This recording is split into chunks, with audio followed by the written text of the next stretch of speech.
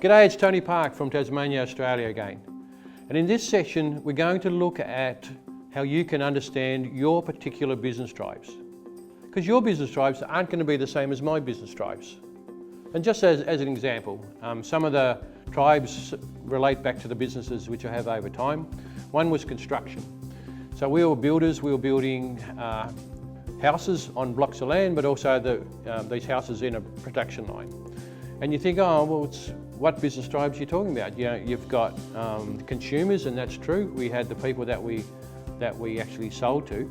But even with the consumers, we actually sold granny units. So we sold little small units that went in the backyard for the aged care of the parents of the people who own the home.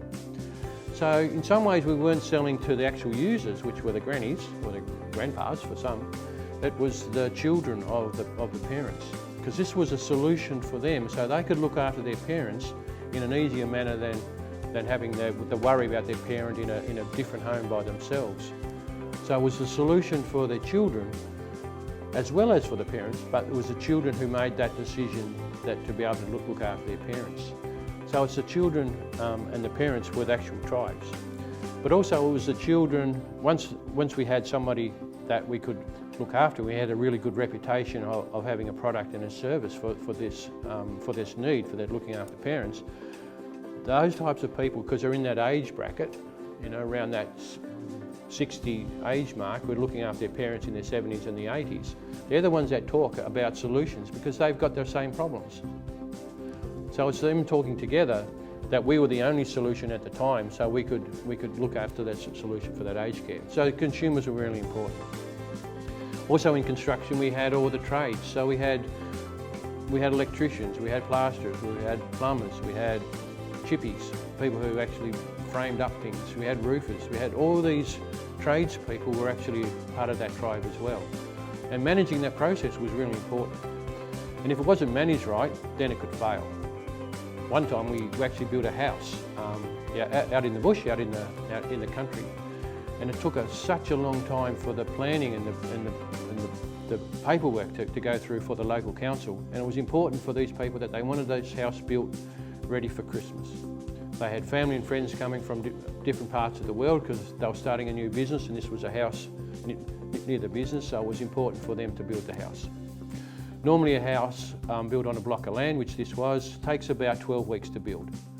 That's working with the subcontractors and everyone working together. The average is about 12 weeks. 3 weeks before Christmas, we got the final approval, all the paperwork done, ready to build the house. In the meantime, I'd already worked with all those subcontractors in the past, made friends with them all, made sure that we didn't undercut their prices, that we worked with them, that they were part of the team, that at the end of the day we're trying to make the people who own the house, they were happy. They were our customers, but it was all our customers. So we already had this team feel. I'd kept them informed of this particular problem of this consumer and where they were looking to go and what the problems with the council was. When I pressed the button, we had the paperwork, we built the house before Christmas. 3 weeks, we completed this 15 square house, 3-bedroom home with all the plumbing, all the septic tanks, everything ready for them to move in before Christmas. And that's because we'd already made that tribe, all these people coming together before we had the issue. So at that point, we had the problem. And it was everybody working together, that business tribe, to make that thing happen. Another tribe we had was in tourism, and that's the same, that we have that end customer looking to come and stay with us for sure. But then travel agents are a really important part of that, to be able to influence them on where to go.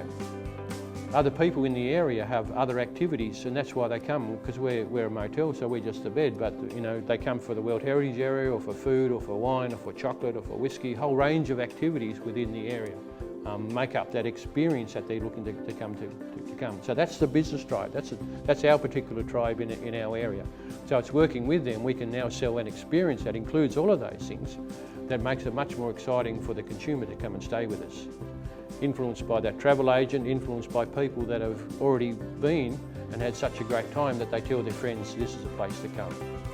So you start to get that understanding of your particular tribe. So it's sitting back, objectively looking at your business, looking at those people who influence your business, but also people who you can influence, who you can go that extra mile for, who you can love in that situation, that everybody can get a win-win out of that. So that's the first step, to understand your particular tribes, understand those people who can make a difference to your business and your organisation. And in the future videos, we're actually going to see how we can look to create and maintain them. Thanks for watching this video. If you'd like to learn how I've helped businesses all over the world create over $150 million in value with their business tribes, then make sure to click the link in the description and head over and sign up for the free training I'm hosting.